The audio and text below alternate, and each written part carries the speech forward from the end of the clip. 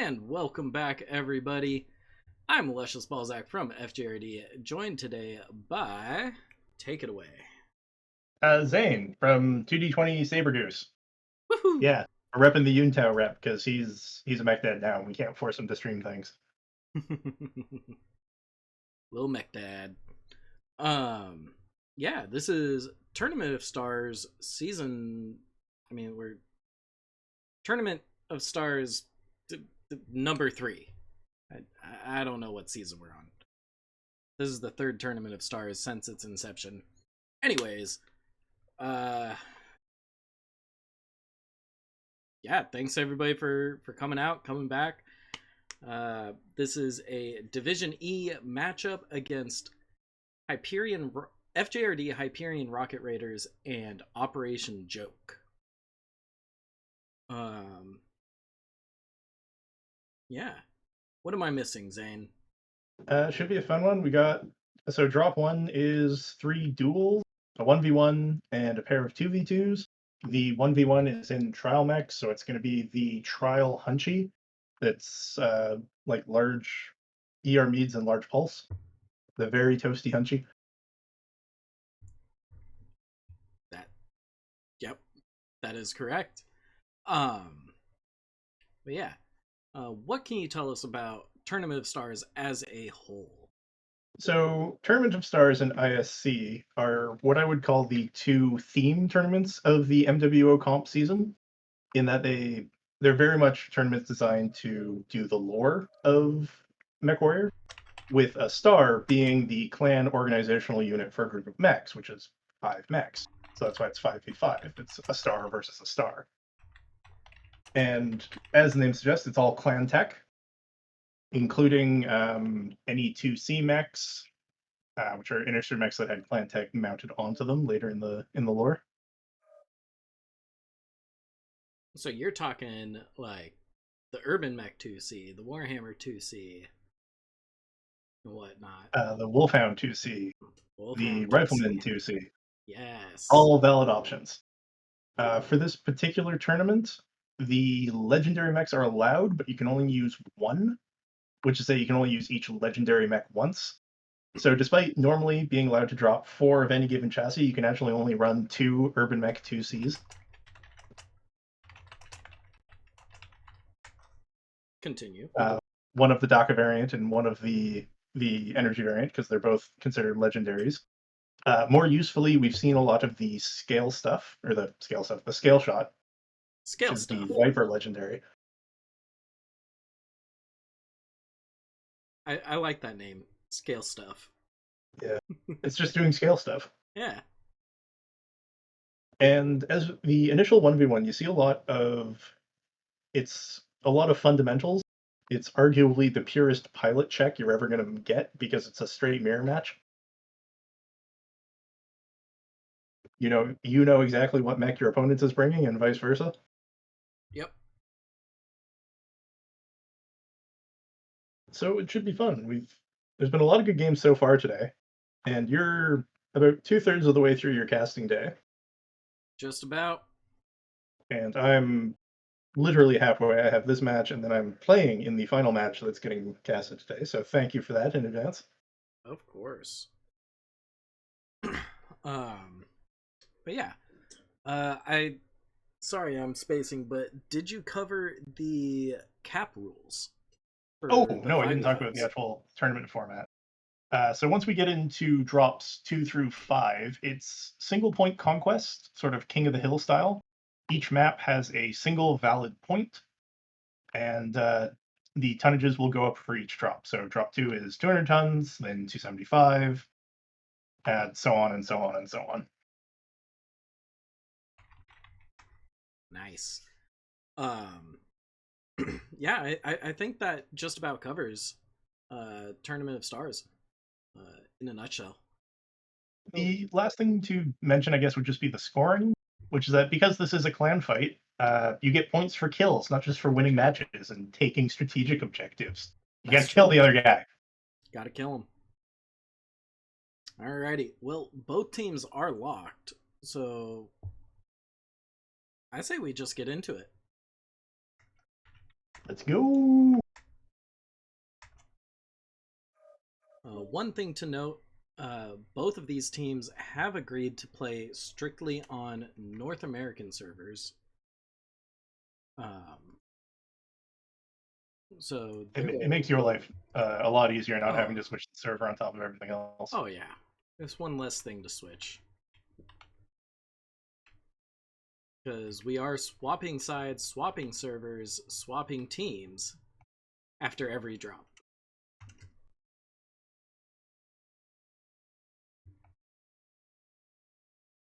So I'm over here on top of Matt's the Cat 9-3. Actually, you know what? I'll go watch. I'll watch over Nightjeer because he's FJRD. He's my boy.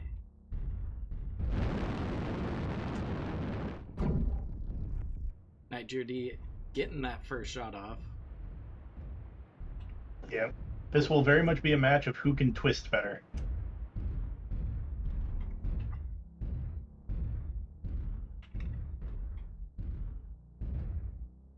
Looks like Matt's the Cat rotating around the pillar.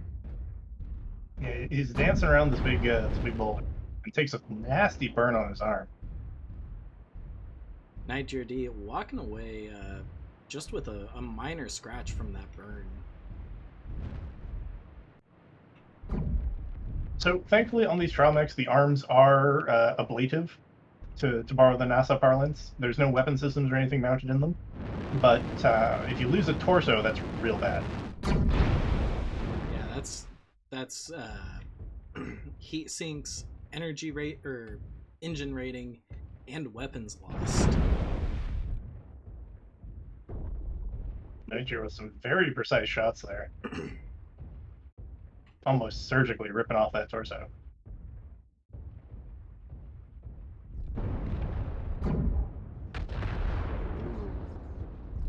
Matt's the Cat out of meat shields essentially. And down goes Matt's the Cat. No more hostiles. Good job, soldiers. So aside from a slight burn to the CT, Nightjeer didn't actually hit anything other than the target torsos. Wow. Very efficient damage placement from FJRD there. Yeah. He's got some mad aim, not gonna lie. I've been on the receiving end of it, and boy, does it suck. Oh, make sure to publish. I have. Scoreboard is updated. So now we move on to the 2v2s on test map A. The teams can bring any assault and any heavy.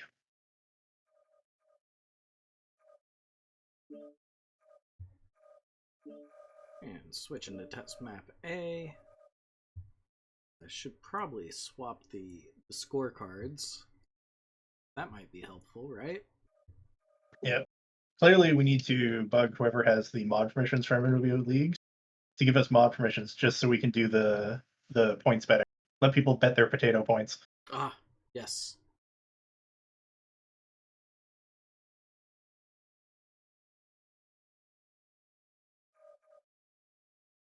Now, we've seen a lot of Nightjeers. And we've seen a lot of Stone Rhinos in Skirmish A. Is there a pocket pick mech you're hoping to see?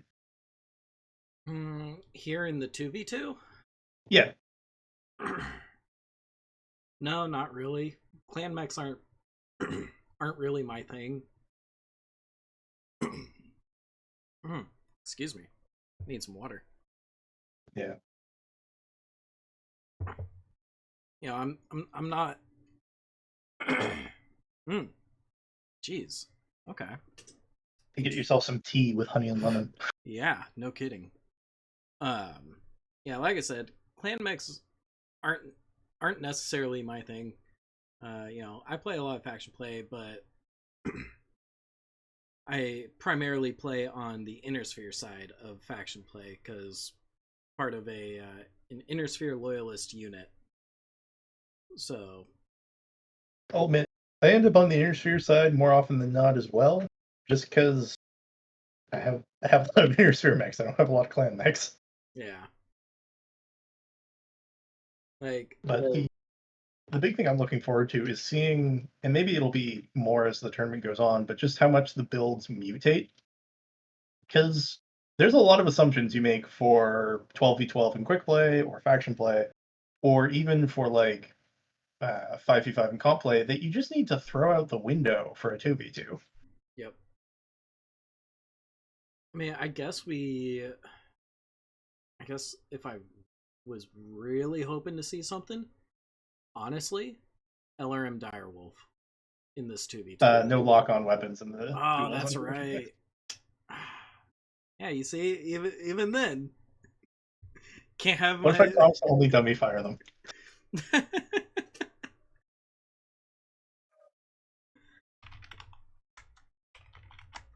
Both teams are locked. Mode, map, all correct. Lobby, scorecards correct. Let's get to it.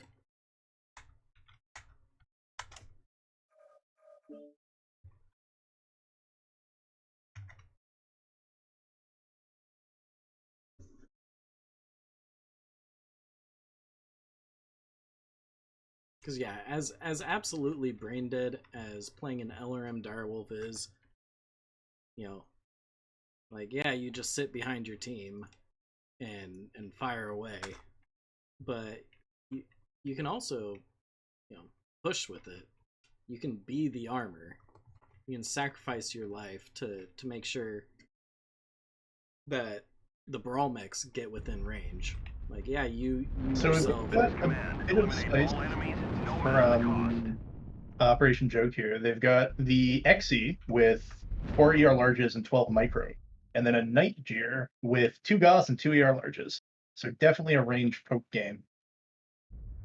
Yeah, over here on Hyperion Rocket Raider side, we have a Night Jeer Jade Kite with ER Peeps AC5s and a Stone Rhino 1 with ER Peeps and 4 AC10s. And it looks like Lord of Death and Volps Anima are just saying, you know what, screw it. Let's just push straight at him. Leave. Lord of Death shuts down. He powers down for a moment there. Yeah, the overheat will get you. But Chair Glue taking a lot of shots.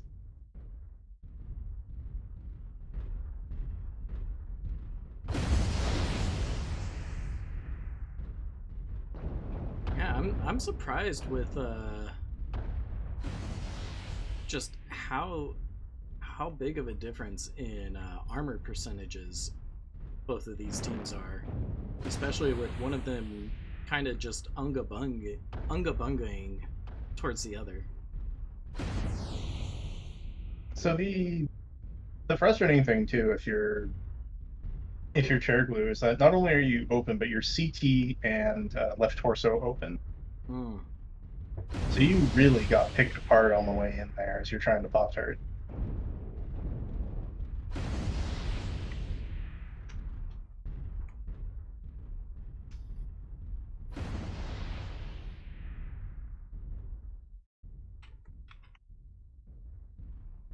And you know, for all the stick I give MWO for being a bit of a spaghetti game, it will actually change the tone of your armor percentage number, not necessarily to match the overall percentage, but to match open components.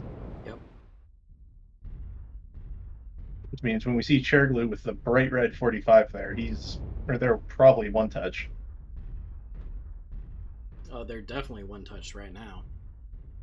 That bright, like more than cherry red. It's like candy apple red. Meanwhile, Volta's Animal, open CT, but still got a fair bit of structure left to chew through. Yep. And Lord of Death is just laughing in the Stone Rhino. They've still got tons of armor.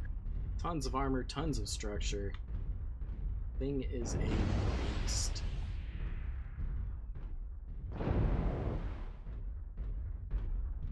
Now, the interesting thing is that I've seen Lord of Death start to cook himself and power down at least 3 times so far. I guess it's 4 clan AC-10s and 2 air PPCs. That's probably toastier than you'd expect. Oh yeah. I mean, the 4 AC-10 by themselves is toasty. Yeah. But yeah, But I do think in the 2v2s, you might see a tendency to overgun because of how prevalent, like how important burst can be. Mm-hmm. And I do actually think if we're going to see the Irby anywhere, it would actually probably be in the 2v2. Do I think the Warthog is just better? Yes. Do I think a Clan Irby with an AC-20 is funny? Also, yes.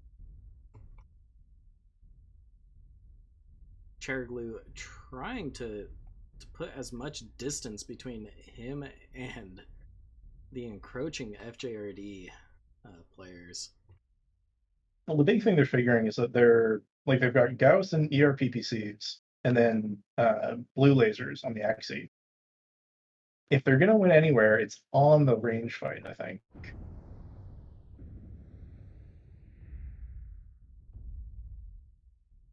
Ooh. Trader getting pummeled by those We've almost got AC-10s. them all. Clean up the Loses survivors. his side Volpa's torso. Anima goes down. Some losses. Don't get Wow. sloppy out there.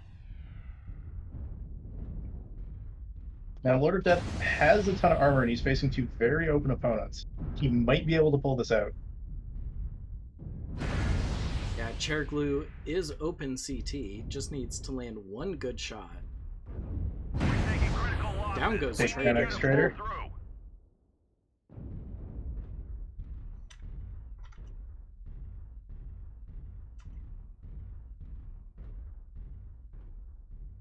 Come in. Control the And surface. down Can goes anyone read? Cheriglu. Yeah. The early trades, I think, were really the one deciding in there factor. for FJRD. Yep.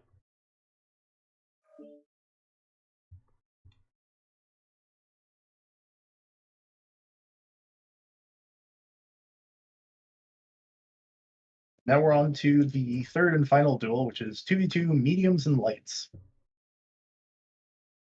Fun. And we're probably gonna see adders. I mean, why wouldn't Yeah, we? the Warthog adder. 14 clan Gauss rifles, or clan AP Gauss. Maybe a flavor if you're feeling spicy.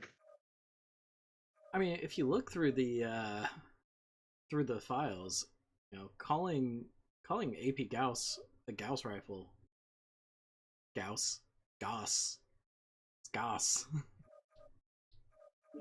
The Gauss does not matter how you pronounce it. We all know what you're talking about. AP Gauss, Magshot, they're both classified as Gauss weapons.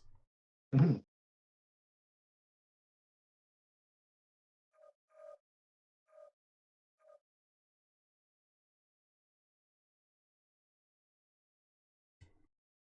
Which means I suppose they don't have the cool-off time, so they don't benefit from the skills.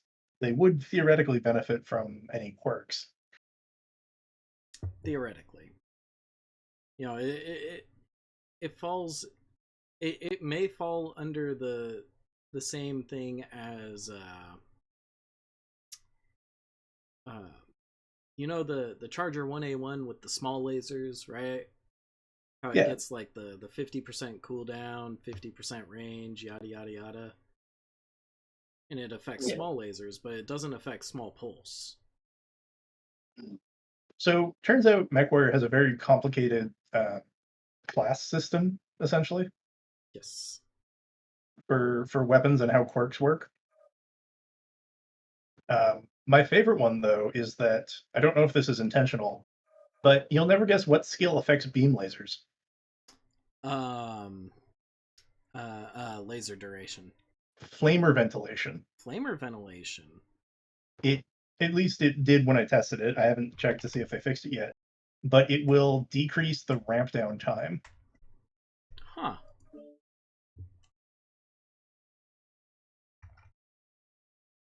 Sounds like we need a little UI update.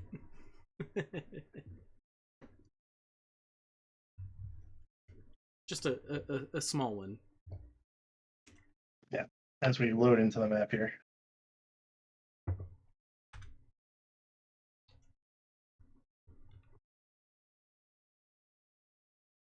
All right, so you got the FJRD side. I'll head over to Operation Joke. Bird. Over here on Hyperion Rocket Raiders, that's FJRD, that's the blue team. We have a Huntsman A sporting This is command. Eliminate all enemies, CERN no bomber matter the build, cost. and a Adder Warthog with 14 heavy machine guns, 1 medium pulse laser. So we have an Ice Ferret Juliet with SRM6s and a Kit Fox D coming out from Operation Joke. And the Kit Fox is on, let's see, it moves slowly enough that I can actually click on it.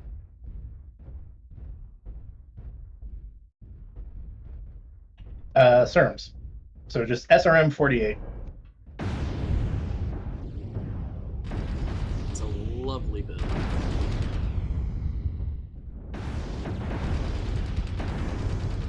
What are you doing?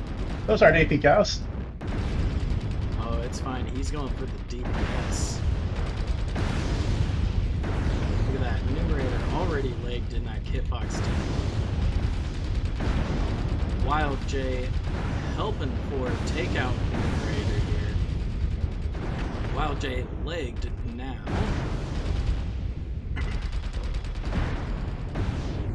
4 switching targets to go after 3.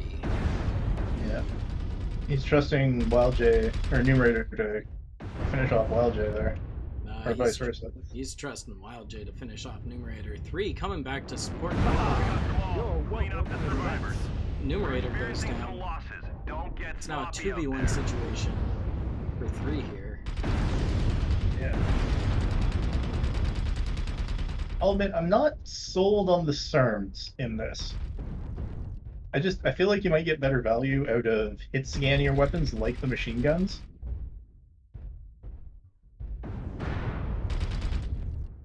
I don't know. SRMs are pretty good at taking light and medium legs. That they are, assuming you can hit the leg. That's very true.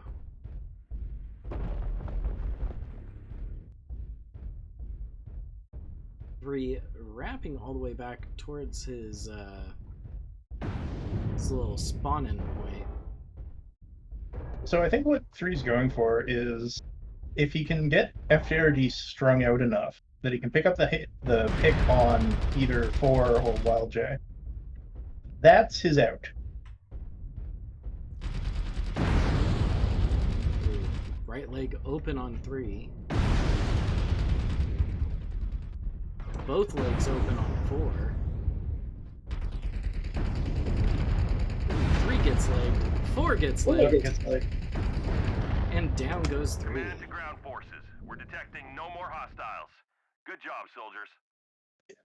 Very close. That other leg was about 2 seconds from popping. Honestly, for both of the mechs, I believe.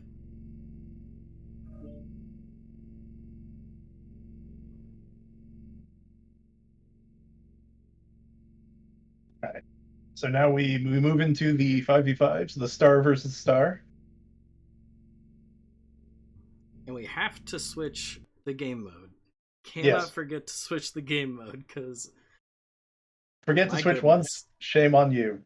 Forget to switch twice, shame on me. Forget to switch 3 times and they take our caster permissions away. Exactly. We're going to Bear Claw.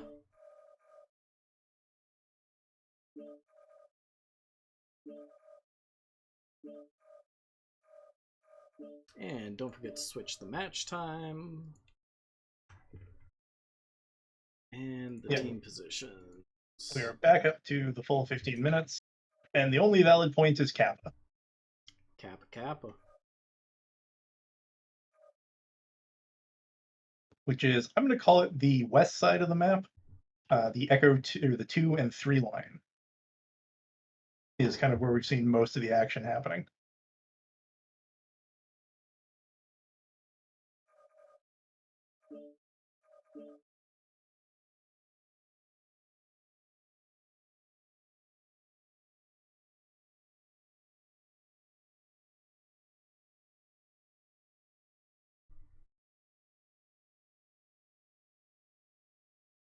Yeah, we've been seeing some really nice sneaky plays today. Yeah. Either teams are forgetting their seismic sensors or they're just not reading their seismic sensors. But we've seen a lot of teams sneak through the 3 line undetected through all the rubble.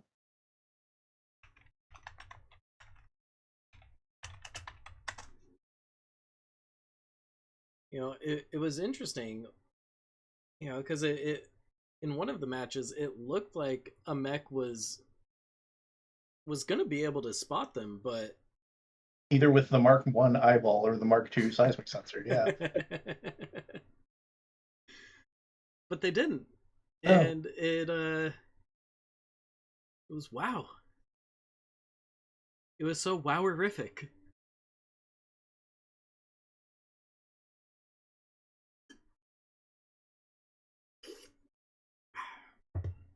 But I do think so this drop is 200 tons, which means it's going to be a lot of very, very fast brawl. Yep. How many warthogs do you think we're gonna be seeing? 8. Safe bet. Very safe bet. I think the safe bet is actually 4. One side deciding to bring all 4. Yeah, and then the other side either counterbuilding the warthog, trying to counterbuild the warthogs, or hadn't discovered the warthog yet. Ah. Because we did see the ice ferrets and Arctic cheetahs clean up the warthogs. Yep. Man, I remember the first day that the warthogs were out for sea bills. I took one into quick play with a unit member of mine, and we took out a full lance of dragons by ourselves. It was insane. Both teams are locked up. Let's get ready to go.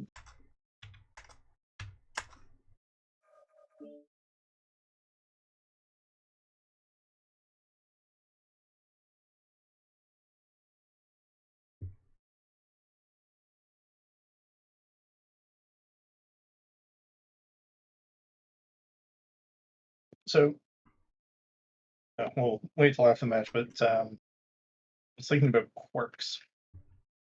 Works. What about them? So I've been talking quite a bit with the mech techs at 2D20, and we're thinking about like, okay, how quirked does something need to be uber quirked versus like how many slots do you need? Because the adder doesn't really have any quirks for the APs, right? Correct. It's just got 14 hard points, and that's enough. Yep. And so we were thinking about, okay, it's like, well, how do you value each quirk? What quirks are good and what quirks can you safely ignore? And I think the best one might just be velocity. Ooh, yeah. Velocity would be amazing with any of the AP or mag shot mechs. Yeah. Either velocity or cooldown. Command coming in. Being able to get those shots off faster. Stop any hostiles. So we're seeing a lot of CERN bombers from Operation Joke here. They've got 3 of the Ice Ferret Juliets, same build as the Duel, a Viper Scale Shot, and a Piranha 1. Okay. Over here on Hyperion Rocket Raiders, we're also seeing CERN bombers. We're seeing Jenner 2Cs, Huntsman Primes, Arctic Wolf 1s, a Viper Scale Shot, and they're all CERN bombers. Like that. Yeah. And the Screaming Man, aka the Piranha, is running heavy machine guns. So I think they're hoping to just chew through any of the opened armor from the sandpaper SRMs. Oh no. They should have brought more SRMs. We'll see how it works out, though. Looks like 3 is about to engage with FJRD here. Yeah. Few, tentative little CERN. Both teams squaring up for a nice little murder ball push. Chair glue. And here we go, chair glue going in. Or out in front of his team. Now Tundra takes charge at being in front of the team. Now Mossigus. Chair glue needs to disengage here. Chair glue does need to disengage. Oh. Mossigus. And down goes Aiden. Ooh. Did Aiden Pride go down from a back shot? Down goes Mossigus. Yeah, it's just broken into available. But Lord of Death. Lord of Death cornered. is the next, Oh is no. the next target called. Can he take anyone with him? Numerator. Yeah, Numerator goes down with him. self-destructs.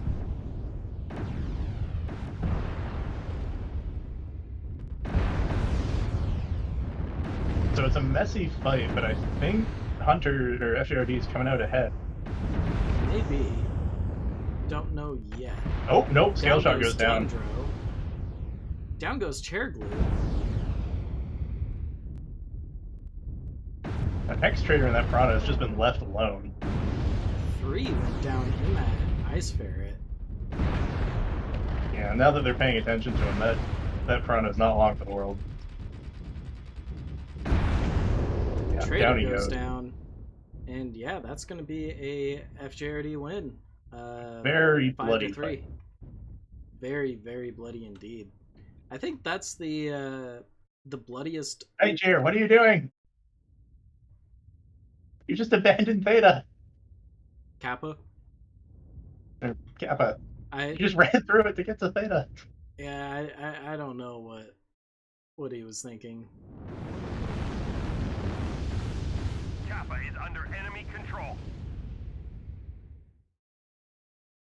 Very nicely fought by both sides. Yeah. The big thing is that with how Operation Joke was pushing in, they sort of presented a single target. They weren't able to disengage it. Yep. And you saw a lot of FJRD just 3 or 4 mechs shooting the same target until it broke into sort of the 1v1 knife fights.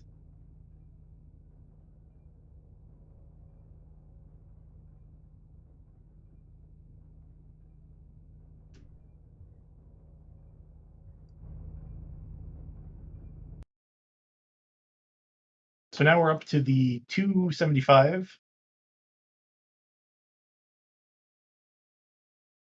Yes, yeah, 200. 275 deck. Yep.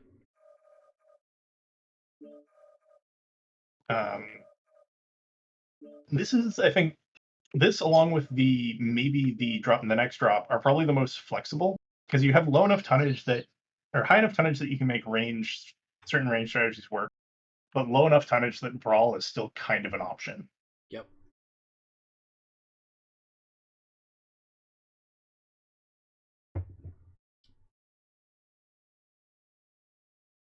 And historically, we've seen a lot of linebackers on this drop, a lot of mad dogs. Definitely a lot of linebackers. A lot.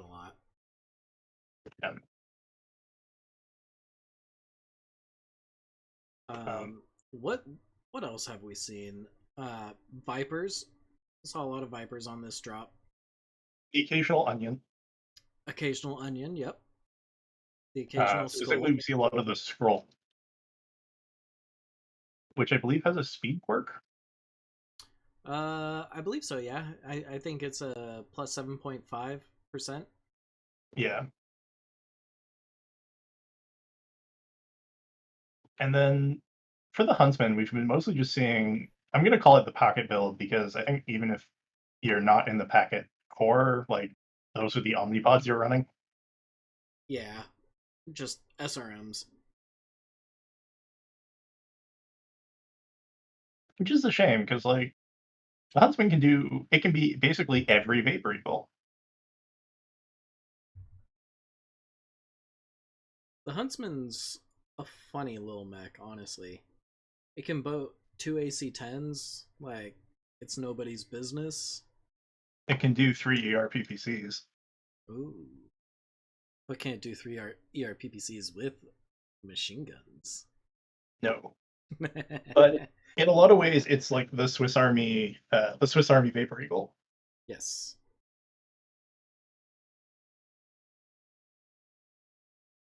I will agree to that.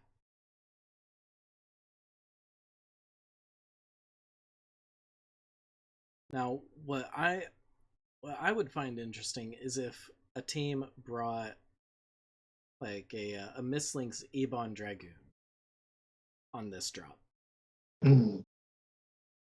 Right? You send it in first to The heavy scout mech, if you will. yeah. You know, you send it in first to just jump over the enemy and grab their attention. Now, that the enemy team has two choices. Turn around and kill it as fast as possible. And take back shots from the other 4 mechs. Or focus on the rest of the team and take back shots from the Mislinks. Yeah. Both teams locked up.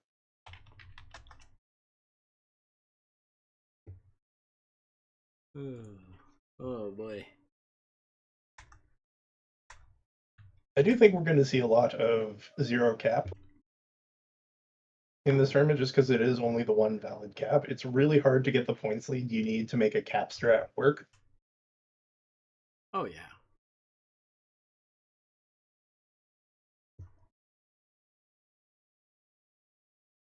Like you need to be holding that cap until 5 minutes remain on the clock. 4 minutes. You know, and not to mention, you know, if you leg the enemy mechs, like you can hold it for less time. It's crazy.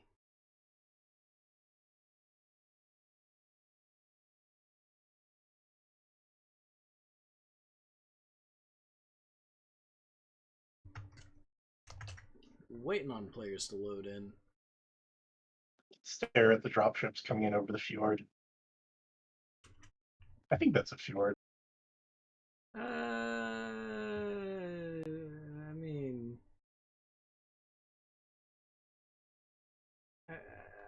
I guess. At least on the red team side, it actually looks quite cinematic. Yeah, that's fair. So coming in from Operation Joke, we have their 4th and final Ice Ferret, 3 Summoners, and the Piranha 1 again. And I'll check the build on the Summoners. Over here on Hyperion Rocket Raider side, we got CERM and Red Laser linebackers. We got CERM Bomber Jenner 2Cs and a Splat Timby. I'll give you 2 guesses as to what's on the Summoners. ATMs? No. SRMs. Yep. It's like, no, they're secretly merms! Dude, that would actually be baller. If I could run MRMs on a summoner, oh. I feel bad for the merm. It's not a good weapon right now.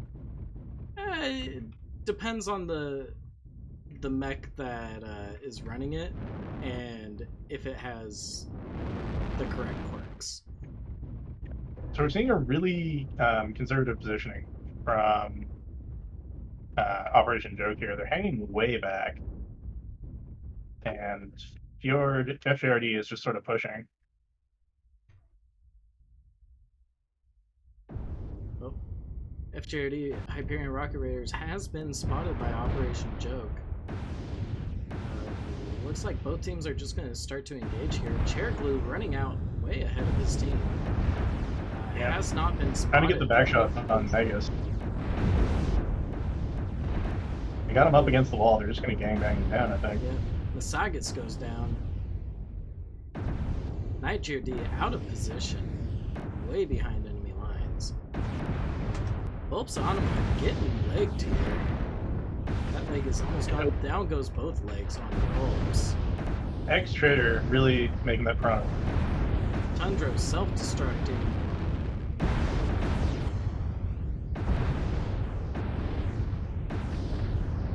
Lord of Death gets legged. Down goes Lord Yeah, of the Death. CF3 can pick anyone up. Or if this is going to be the clean sweep for Operation Joke. Ooh, the Piranha got legged by running into 3. And that's a clean sweep.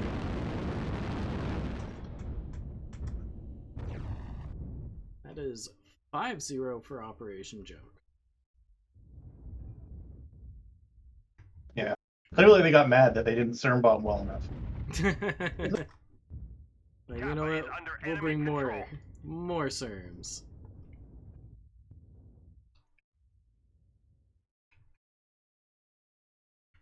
I think if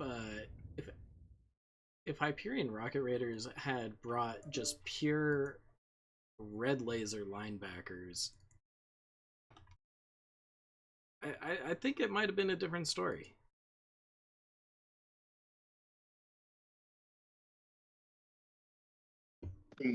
I think you guys need to hear about our Lord and Savior, the Flamer. Ah, yes, the Flamer.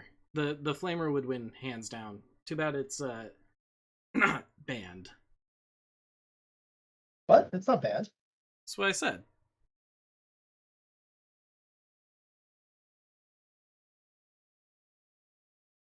So we're moving into our second map, Grimplexus, the Biggins. The Gremlin Plexus.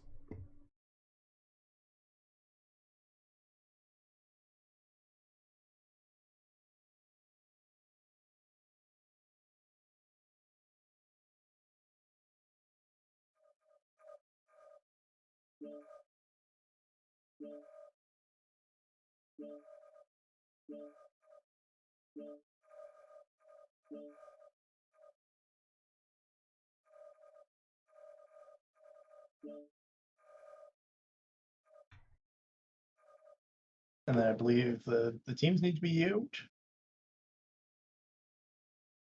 I have swapped the teams. Okay. Let's see. Hyperion Rocket Raiders on the right side. Yep. Yeah, I believe that's all the swapping I need to do. Yeah, I'm eternally thankful that my division is entirely NA. Oh, so lucky. Lucky for, the casters. Yeah. I know what I'm casting next week. I kid. But for all you toxic compies out there,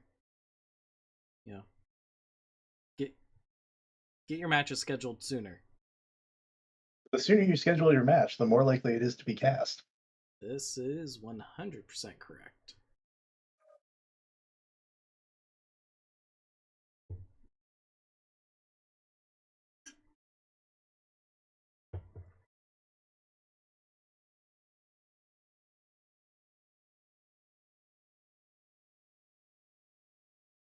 Or, just schedule your match for a time that's outside of the prime time window for matches. I'll be honest, I was talking with my pilots and we just sort of settled on we're going to ask for the default time each week because it made it significantly easier for us to schedule, where we just say, okay, we all need to keep Saturday evening free for MechWarrior match. That's fair. But if you scheduled your match to be on a Wednesday or a Thursday or a Friday, ain't nobody else, got matches going on at those times. I'm actually kind of surprised we haven't seen we haven't tried to make a super week yet. Like we have 3 teams all playing at the same time. Just be like, okay, no, you guys are going to play in succession into all 3 matches. Like just cast them back to back to back. that's just really rough on the streamers, Yeah. you know, because yeah, everybody needs a bathroom break. Everybody needs a water break, You need to food get your break. throat. Yeah, you know, give the vocal cords a little bit of a rest.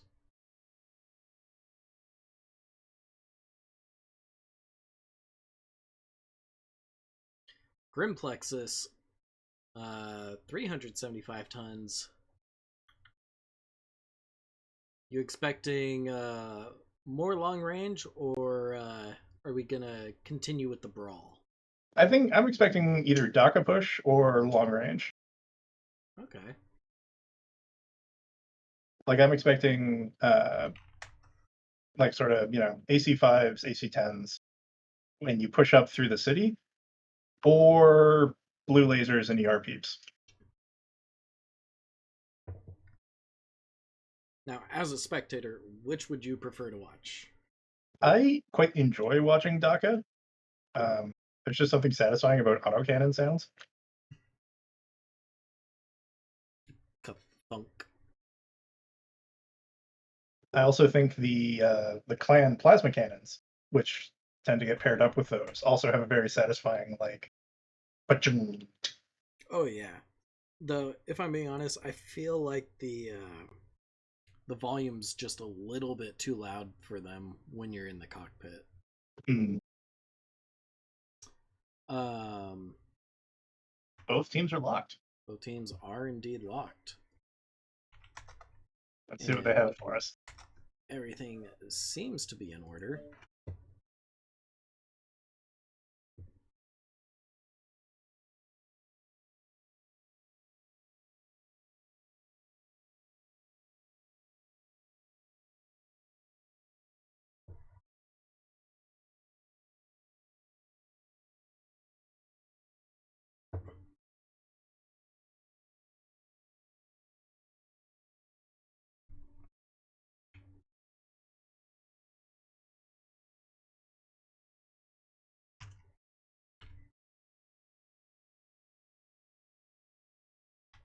And I am making my way to what I believe to be the red spawn, which is north of Kappa.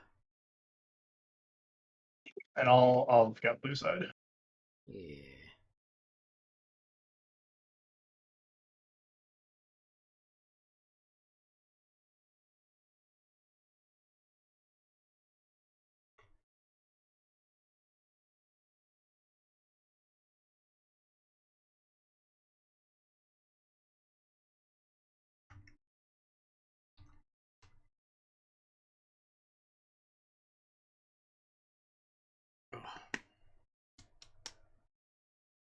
Gives us time to admire these bismuth crystals. Oh yes. Get real close. Just get into them. I do kind of like. I can see why whenever you need like alien world shorthand in a sci-fi game, you just use bismuth crystals. Yeah. Okay, here we go. 3 executioners coming in from Operation Joke, a Shadowcat Mishipishu, and a Shadowcat B. We'll get you the builds in just a moment.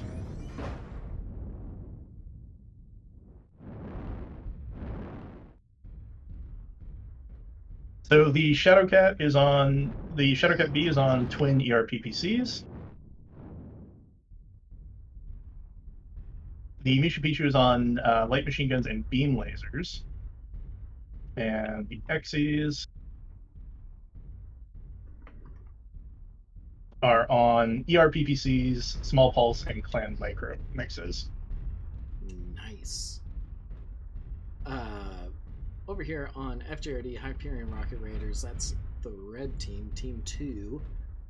We got a Direwolf A with 6 AC5s, a Marauder 2C Delta with 2 ER Large, 2 Hag 30, Shadowcat Prime with AP Gauss ER Larges, Shadowcat D with AP Gauss Plasma Lasers, and I'm missing something, the Stone Rhino. What is the Stone Rhino got? ER Peeps and 4 AC-10s. So, slight correction, 2 of the XEs are actually on the 4 ER large build. Oh, So we're seeing very similar styles of drop deck coming out from these two teams.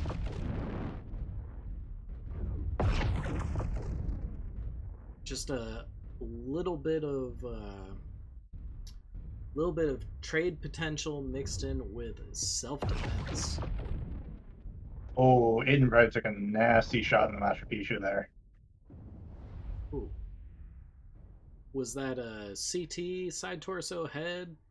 So it looks like it clipped through his armor and just hit him in the back. Ooh, Because no his bueno. left side torso is not open, but cherry red, and his leg is orange. No bueno.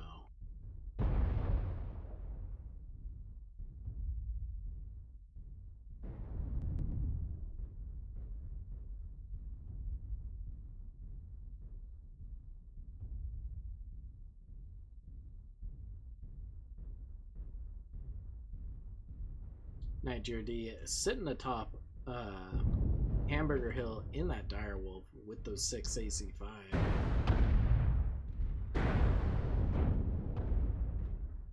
Getting shot at by multiple mechs. Let's get a read on him. The direwolf is not as tanky as you would expect from the Hunter Tonner. Yeah. Looks like we have a push coming from Hyperion Rocket Raiders through City. And, and go on. Operation Joke is just pulled right back.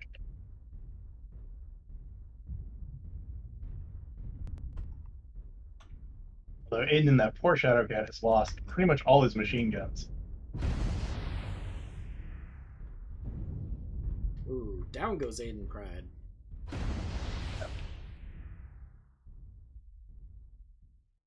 Those the Shadow Cats are very squishy if they actually do get caught, but oh no. The XEs are now in range. Trader getting that right torso opened up from the rear.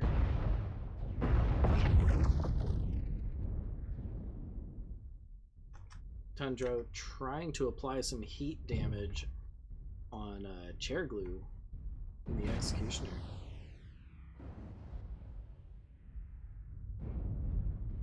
Now, I will say for these 3 Operation Joke pilots here, 3 numerator chair glue, you know, they're staying very nice and tightly knit together. Mm-hmm. FJRD Hyperion Rocket Raiders going ahead and taking Theta, saying, hey, you know what? At some point, you need to take this. You can run and hide for now, but eventually you're going to have to come out and face us. Oh, and who's this sneaking up?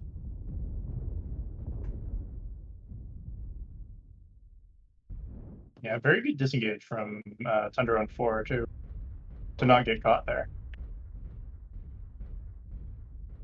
Very good disengage indeed.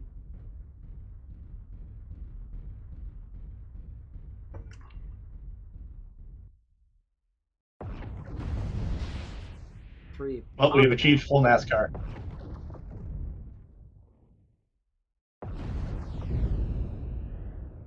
Or getting 3 getting shot by 4 in Tundro.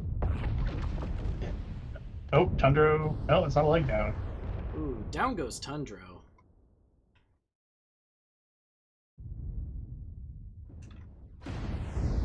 Or getting a little bit of covering fire from Vulps in that Marauder 2C Delta.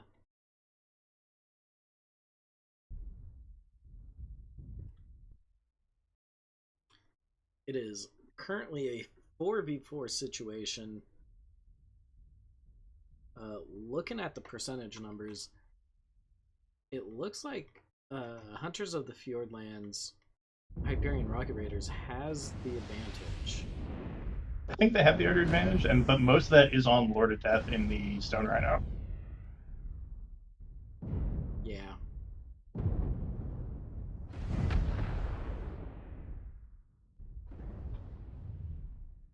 Oh, chair glue getting opened up.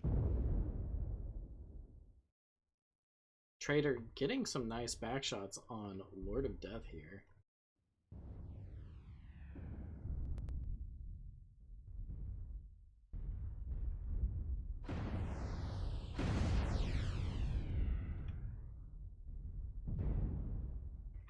And both of those side torsos are open and hurting for chair glue. Yeah. The thing is, I don't know that anyone around is, at least Volpez and Nightshare are not really fresh enough to push him. Oh, and he goes down to a lucky shot from Nightshare. CT is open on 3 in his Shadowcat.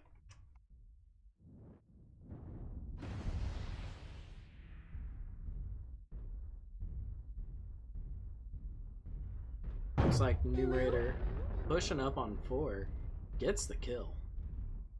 Yeah, I think that's the thing people tend to forget about that XE, is that you, on top of having the large lasers, you have 12 micros. Yep.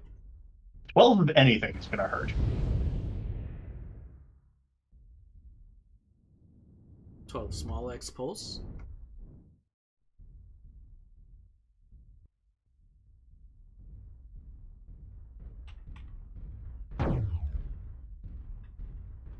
Lord of Death sitting there saying, you know what? Take me on. I'm coming for you. Meanwhile, too, X-Trader is just getting kind of free time.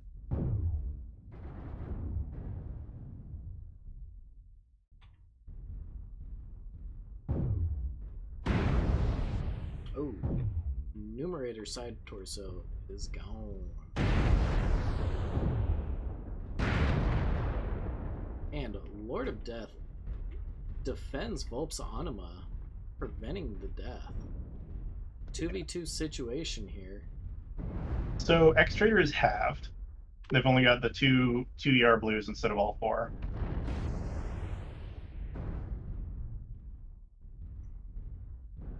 But 3 still has both his ER peeps. Ooh, down goes Volps. 1v2 situation here for Lord of Death. It's not looking good. Yeah.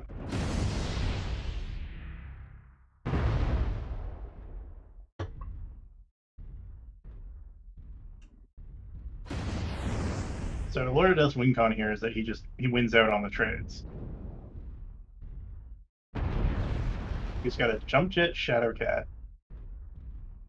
and a jumping XE to trade against.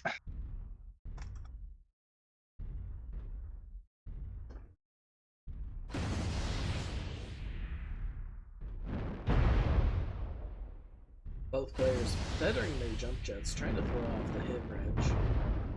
Yeah.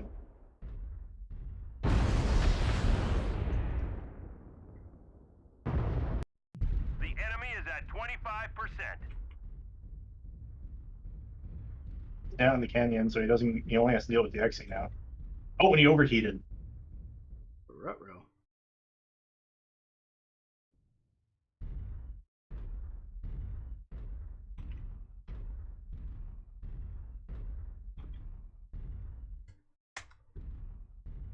Oh, he just snuck around behind him.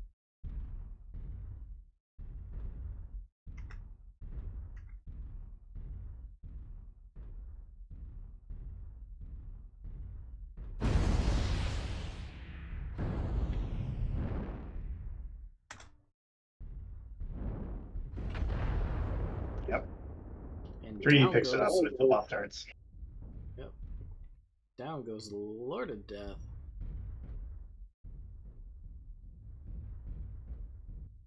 And with a fresh Shadowcat, Operation Joke should be able to clean these up. Should be able to reach enough caps in time.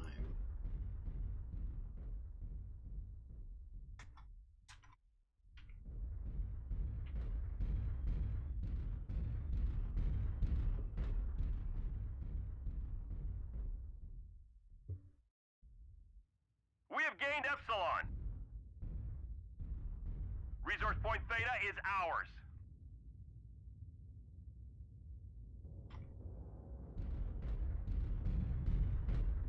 Yeah, they got enough. Oh yeah.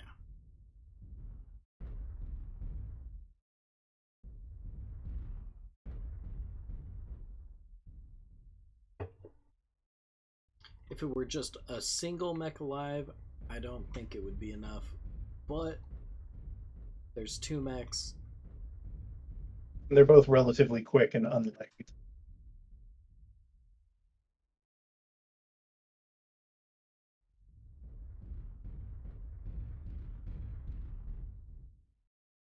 I really like the play from Exeter there. Once he knew that his mech had been halved, just hanging back and getting We have value out of his Gamma. two remaining ER larges.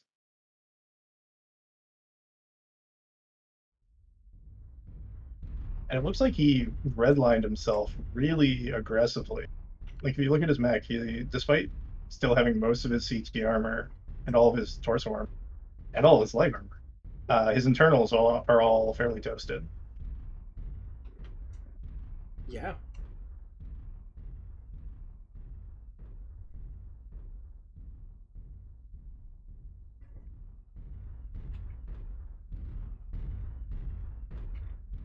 So he definitely voided his mech's warranty.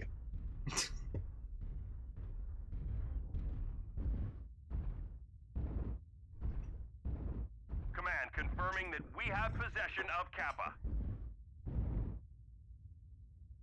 Ugh. Just gotta get a quick little leg stretch.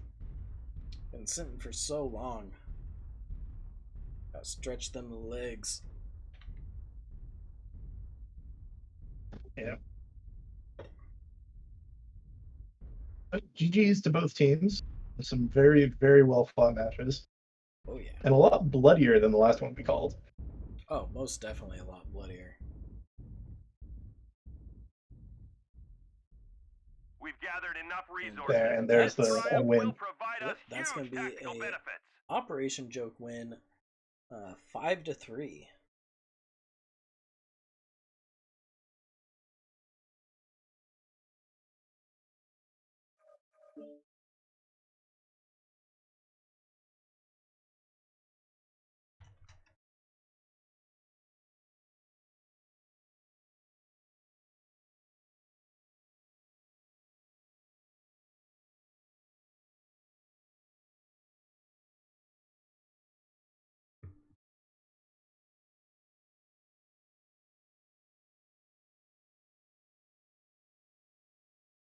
All right.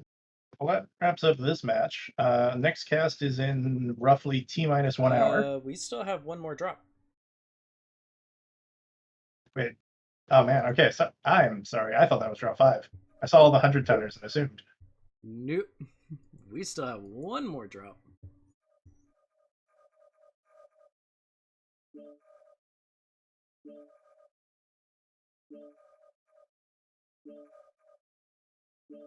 So for drop 5, I'm kind of expecting the same sort of run back.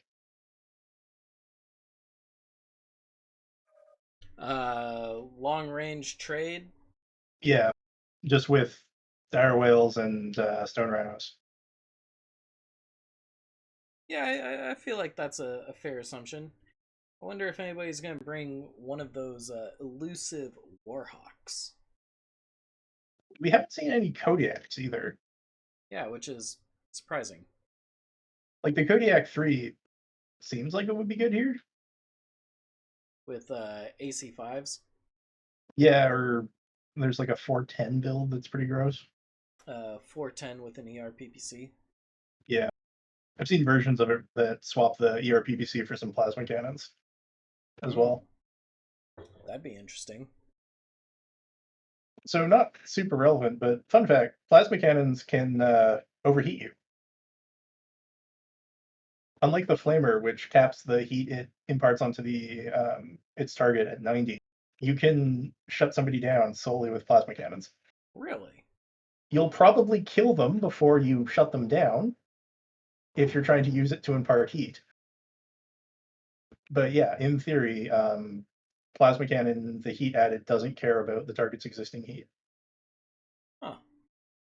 So I wonder, can I stack flamers and plasma cannon and Yeah. just be uncontrollably obnoxious by just stun locking. Effectively, yeah. I'm not sure if any mech can run that build effectively.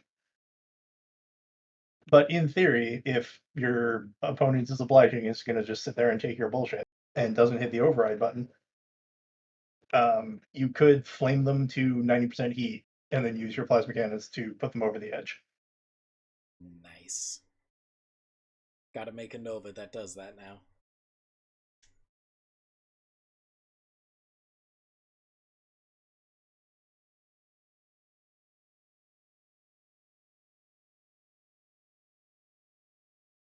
Of course, with some AP Goss as well, right? You got the flamers, the Hag 20. You line up the headshot and you head cap them with the Hag 20 after you've shut them down.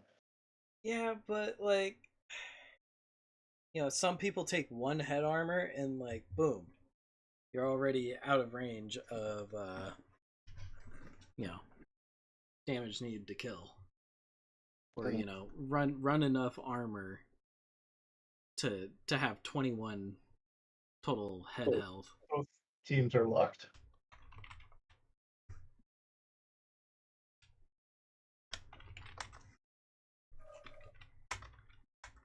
Yeah, I think the way I do it is just math it so that you have enough head structure to take one accidental shot. Because at least in quick play, you're not going to get headshot more than once. Yeah.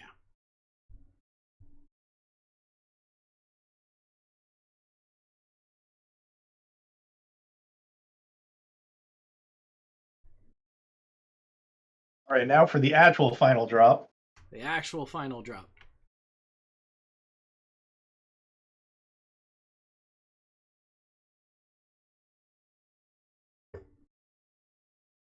And just in time, too, because I'm running low on water.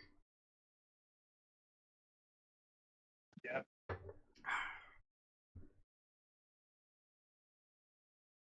Seems to be about an hour. Like this one's running a bit long, but it seems to be that an hour is a good guess for how long a match is going to take. Well, it depends on if any of the matches go for the full 15 minutes, right? So, I would say an hour 30, hour and a half is a good guess as to how long matches will typically take. Because with these big maps, you can almost guarantee that at least two of the drops are going to take 10 plus minutes, right? Yeah.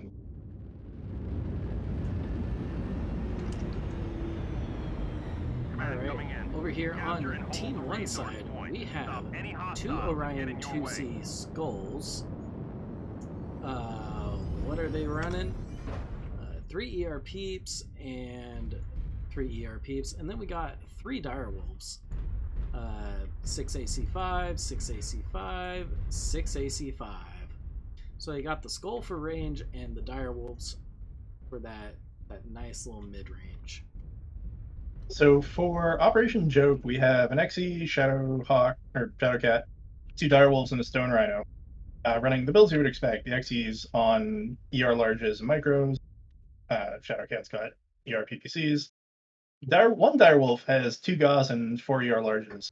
I think Aiden may have brought the wrong Direwolf, though, in the Ultraviolet. Does he have Lerms? Not Lerms, no. He has 2 LBX 20s, an Ultra 20, and 4 Serm 6s. Interesting.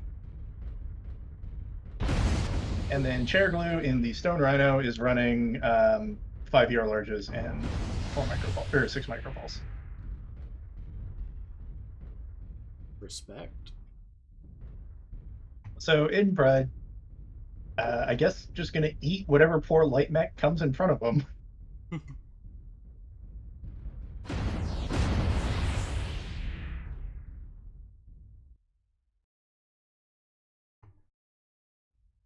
Skulls for Hyperion rocket raiders make their way up into the city.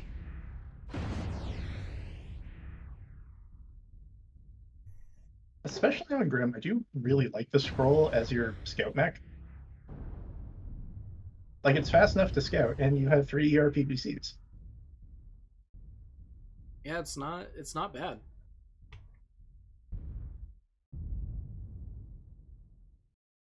Wild J getting fired upon, taking 11 damage. Most of it spread, but there was a little bit of pinpoint fire on that right torso.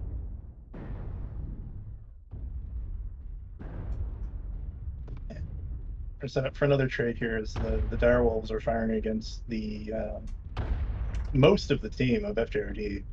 But once again, they're all just encamped on Hamburger Hill. They need to spread out.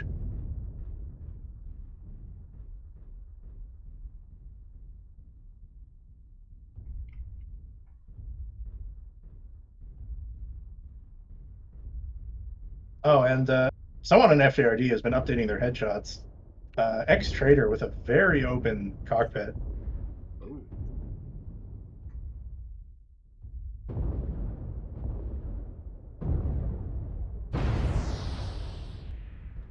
Yeah, he's at 91%. Cherry red on the percentage. Oof. I think Wild J may have caught the clan autocannons from Aiden there.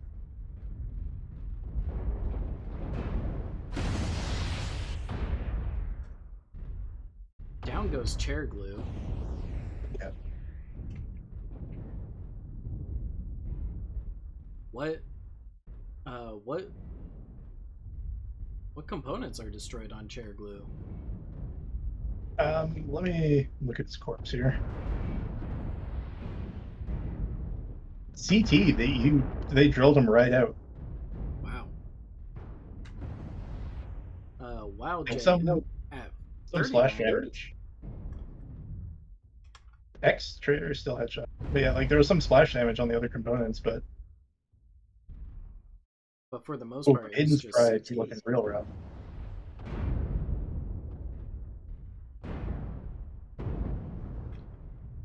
Ooh, down goes Aiden Pride. Yeah.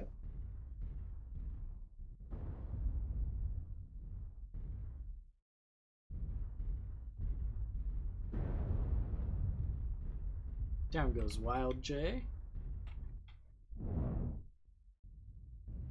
Thing is though, if I'm Operation Joke, I can't really peek here without getting crossfired by about 4 different locations.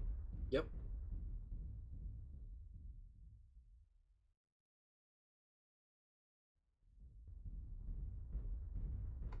Or pushing in with those ERPs. Down goes Trader.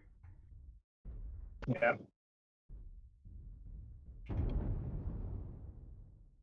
Oh, headshot. Headshot. Congratulations, Nightjear. I think this is the first headshot that's been casted. Resource point Very Beta is nicely ours. done.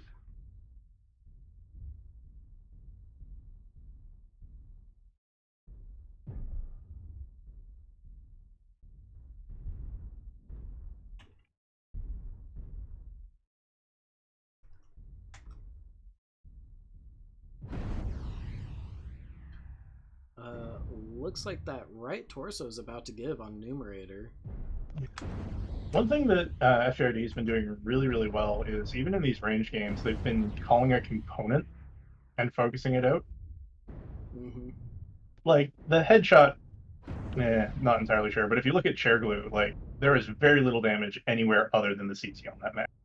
Yep. Numerator, he lost a torso and CT. Everything else is relatively untouched. Yep. All that's left for Operation Joke is 3 in their Shadowcat with 2 ERPs.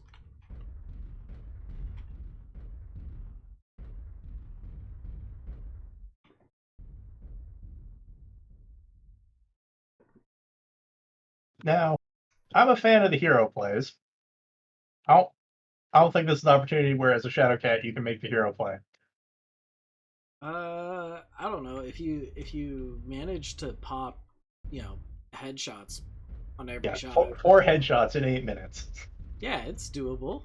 Come on, you gotta believe. I'm not a CLG fan. I don't have faith.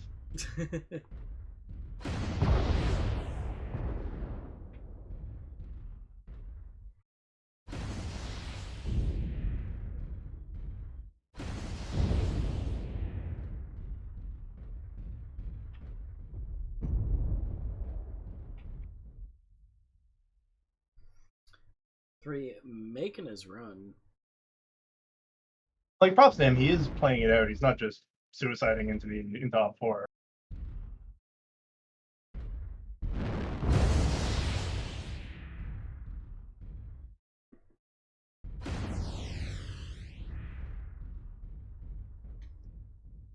For in that Orion 2C skull trying to hunt him down. But I think 4 is probably going to chase him down in that onion.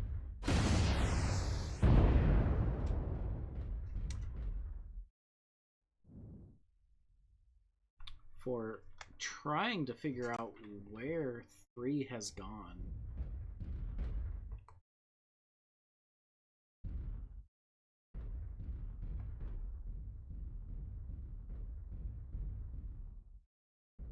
Three continuing their rotation. 4 definitely sees 3.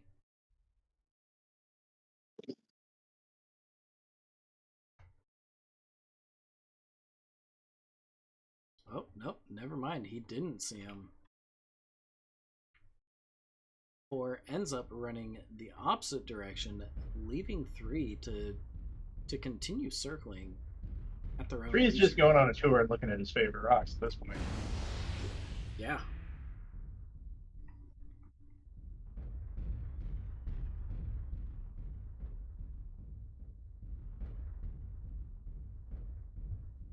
He's got 6 minutes to take out 4max when he's got a pair of VR peeps.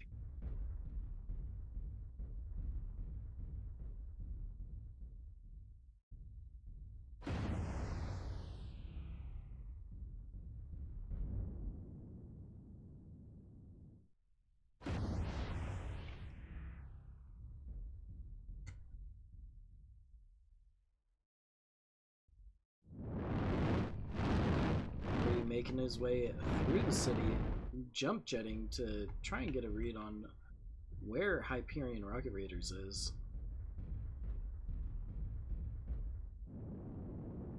Oh. Lord of Death spot him.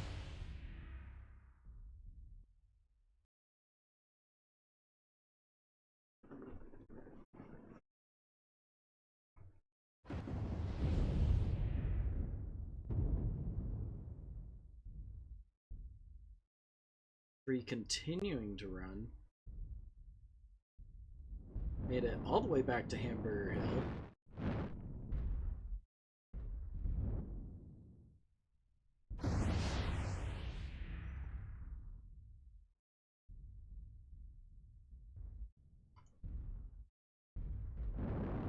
I almost feel like we should have the Yakety Sax music playing here or something. I feel like the Benny Hill theme. Yeah. I mean, props to 3. He is playing to his outs. Yeah, he's playing his mech how it should be played.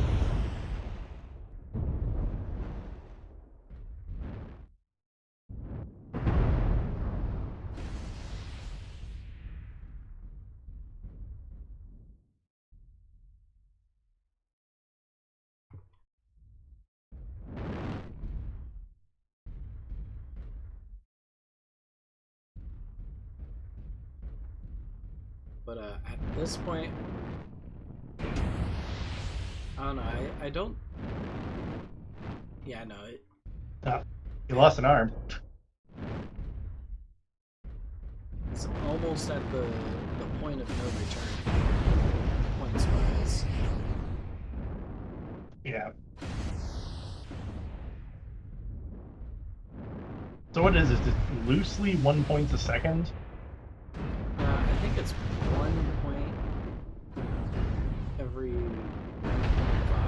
There we enough go. resources.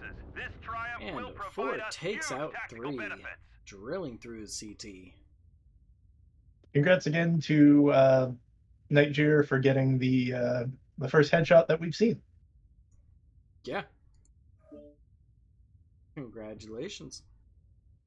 I'm going to update the scorecard here real fast. That's Charity win. 5 kills. Operation Joke. 1 kill.